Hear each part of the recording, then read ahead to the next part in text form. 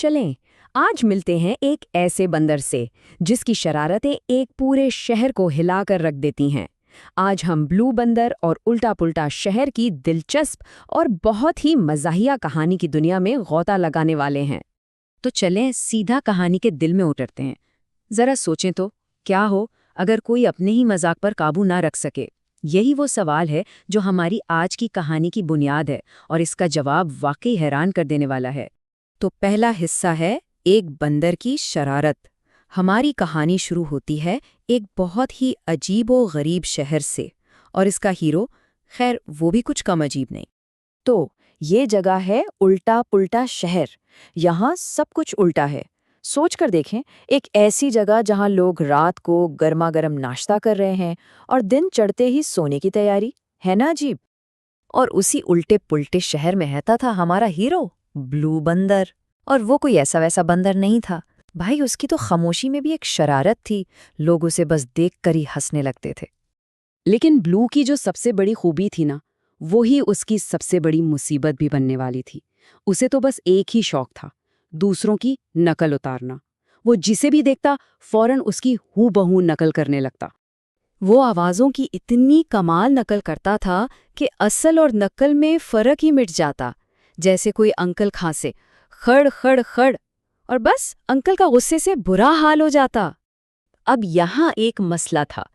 Blue के लिए तो ये सब एक मजाक था, एक खेल, लेकिन शहर वालों का सब्र अब जवाब दे रहा था। वो इसकी इन बेसोची समझी शरारतों से तंग आ चुके थे। तो अब आता है कहानी का दूसरा हिस्सा, केले का चैलेंज। जब शहर वालों की परेशानी बिल्कुल सर से ऊपर चली गई, तो कहानी में एक नया मोड़ आया।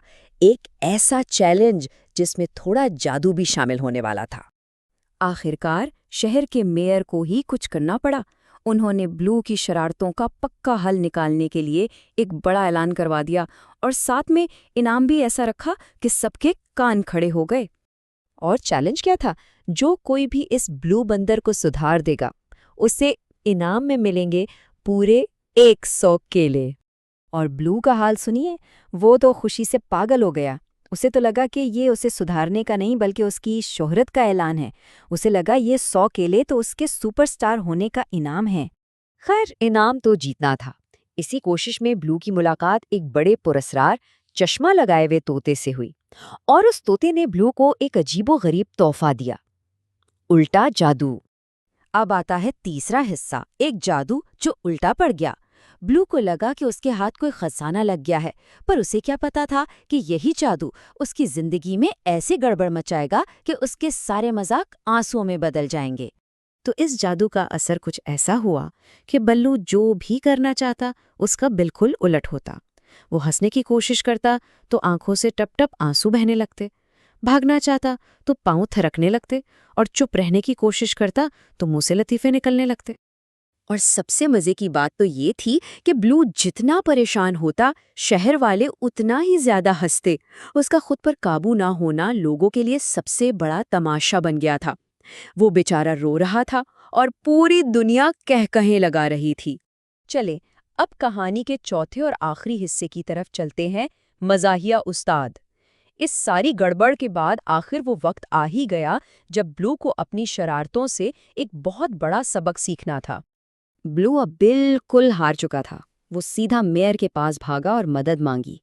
मेयर ने सिर्फ एक शर्त रखी, ब्लू, तुम्हें सबसे सच्चे दिल से माफ़ी मांगनी होगी।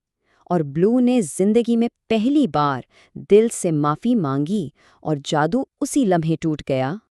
जादू तो टूट गया, लेकिन शहर वाले अब पुराने शरारती ब्लू को वापस नहीं चाहते थे। उन्होंने उसकी नकल उतारने की सलाहियत में एक छुपी हुई खूबी देखी, और उसे एक नई, बहुत ही अहम जिम्मेदारी दे दी। ब्लू अब बन गया मज़ाहिया उस्ताद। जी हाँ, उसने स्कूल में पढ़ाना शुरू कर दिया और अपनी नकल उतारने की कला को बच्चों को सिखाने का एक जरिया बना लिया। अब वो अपनी शरारतों से नहीं बल्कि अपने फन से सबको हंसाता था और अच्छी अच्छी बातें भी सिखाता था। मेयर ब्लू की इस जबरदस्त तब्दीली से इतने खुश हुए कि उन्होंने इनाम दुगना कर दिया। जी हाँ, ब्लू को पूरे 200 केले मिले। और यहीं हमें इस कहानी का सबसे गहरा सबक मिलता है जो ब्लू अब अपने शागिर्दों को सिखाता है। जिंदगी उल्टा सीधा हो सकती है, मगर हंसना सीधा होना चाहिए। मतलब हमारी हंसी किसी को तकलीफ देने के लिए नहीं, बल्कि खुशियां बांटने के लिए होनी चाहिए। तो आखिर में ये कहानी हमें एक सवाल के साथ छोड़ जाती है। आखिर मजाक और किसी की तजलील के बीच वो बारीक सी लकीर कहाँ होती है? ब्लू बंदर की कहानी हमें यही सोचने पर मजबूर करती है कि हमारी हंसी किसी के लिए खुशी ला रही है या तकलीफ। उस पर सोचिएगा जरूर।